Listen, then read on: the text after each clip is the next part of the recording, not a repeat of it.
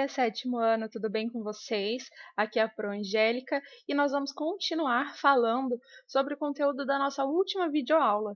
Nós estávamos vendo sobre as placas tectônicas, né? Falamos que elas estão em constante movimento, porque elas estão apoiadas ali sobre o manto terrestre, né? Sobre o magma, e esse magma ele faz com que essas placas se movimentem.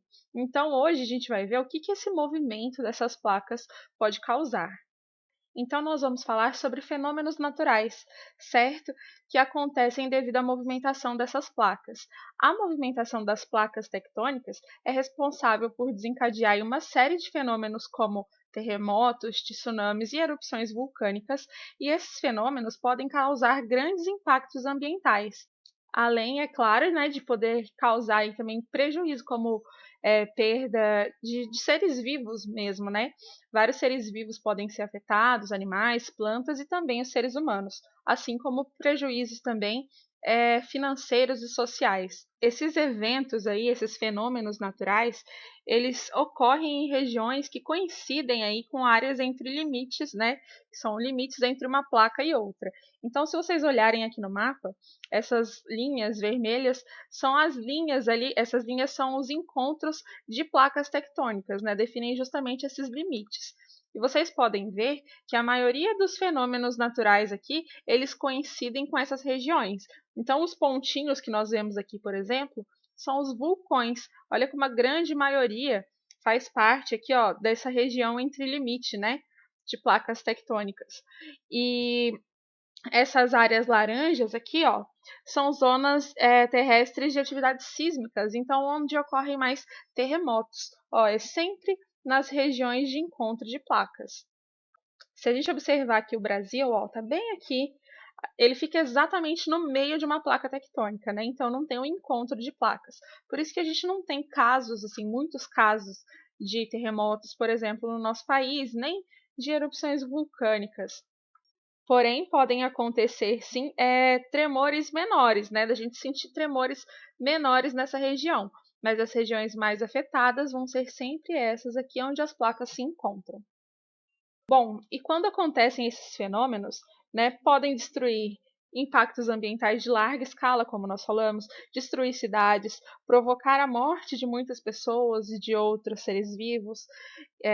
E assim, não tem como a gente evitar que eles aconteçam, mas é muito importante a gente estudar esses impactos, porque se a gente consegue prever, por exemplo, que vai acontecer, né, uma erupção vulcânica algum tempinho antes, alguns minutos antes ou horas, ou um terremoto, a gente consegue aí alertar as pessoas, né, para que elas consigam fugir, consigam se abrigar em outro local, se esconder, tentando minimizar os impactos. Então, a gente não consegue prevenir o ambiente, mas a gente consegue alertar a população para que eles consigam se proteger, digamos assim. Bom, então vamos começar falando aí dos vulcões.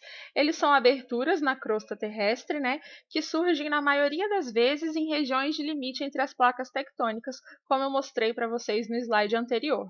Eles podem ser tanto na superfície terrestre, né, localizada ali externamente na superfície terrestre, quanto serem submarinos, que eles podem estar embaixo do oceano, digamos assim, né, no fundo do oceano. A erupção de um vulcão envolve aí a liberação de lava e de outros materiais, como rochas, gases, para fora da crosta terrestre. E quando elas acontecem, né, lá no fundo do oceano, elas podem ocasionar também as tsunamis, né? Quais são os impactos ambientais que podem ser causados ali como uma erupção vulcânica?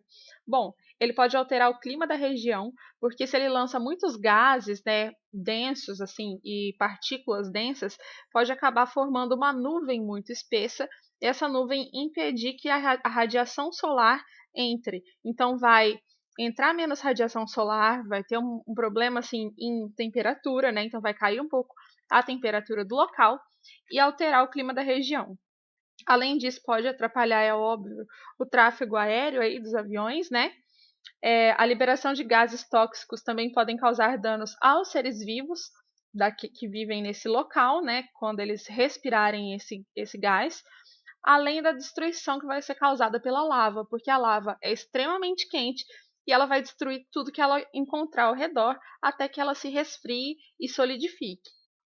O segundo fenômeno que nós temos são os terremotos, ou também conhecidos como abalos sísmicos, que ocorrem aí com o choque entre placas tectônicas, gerando tremores no solo.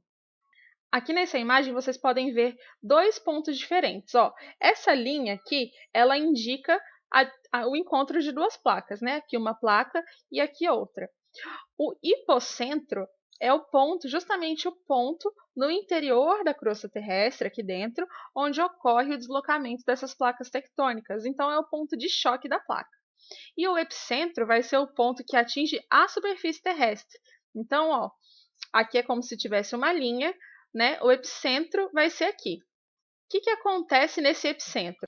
Ele vai ser justamente o local ali onde a gente vai sentir mais esse abalo sísmico, né, com mais força, e aonde vai sofrer também maiores estragos. Ao contrário do que muita gente pensa, os terremotos são muito comuns, né? Dizem que ocorrem vários aí diariamente, porém eles liberam uma energia tão pequena, porque são tremores tão pequenos que a gente não consegue nem sentir. A quantidade de energia liberada por um terremoto vai ser medida pela escala de magnitude Richter, certo? Que calcula a magnitude do abalo com base nas ondas registradas por um sismógrafo, que é esse aparelho aqui. Então, ó, aqui a gente consegue ver uma variação muito pequenininha, então era uma movimentação muito pequena, e aí, à medida que vai aumentando, é porque esse abalo sísmico está aumentando, então é um terremoto mais forte. A magnitude dele vai iniciar em 1, que é onde as pessoas nem sentem que está movimentando, e ela não tem um limite máximo.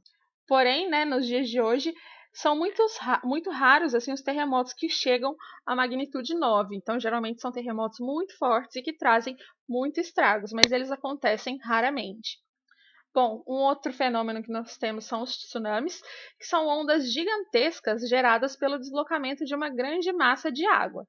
Então, dependendo da magnitude, aí, porque ela pode ser causada por um terremoto ou por uma erupção vulcânica, por exemplo, no oceano, e dependendo da magnitude desse terremoto, desse maremoto, essas ondas podem alcançar aí, causar danos às regiões costeiras e destruição de áreas urbanas, de cidades, e muitas mortes, né, e mortes de outros seres vivos também. Por exemplo, essas duas imagens aqui que eu coloquei para vocês foram dos tsunamis que ocorreram na Indonésia em 2004. Ocorreu, na verdade, em diversos países ali do Oceano Índico e causaram a morte de mais de 200 mil pessoas. Então, olha a força desse fenômeno, né? E aí, no próximo slide aqui, vocês vão ver como que acontece.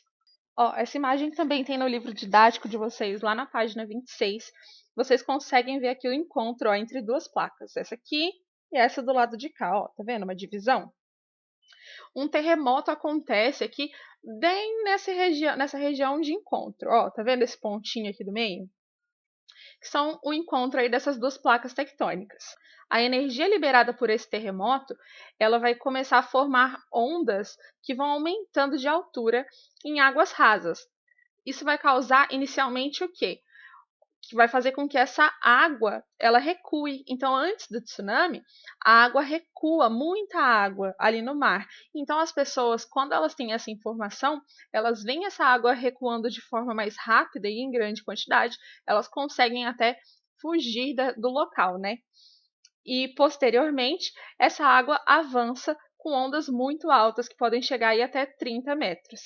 Então, essas ondas elas vão acabar invadindo uma porção aqui do continente, né, e das cidades, dependendo da região, e levando o que elas acharem pela frente, né? Por isso que causam muitas mortes, muitas perdas na cidade de prédios, de casas, carros, né? E a orientação é que quando as pessoas já avistam esse aqui, quando elas conseguirem visualizar a água recuando, que elas já procurem um ponto bem alto para elas se abrigarem, que seria um ponto que não seria atingido pela onda aí gigantesca. Bom, isso é o que eu tinha para falar para vocês sobre os fenômenos naturais e os impactos que eles causam.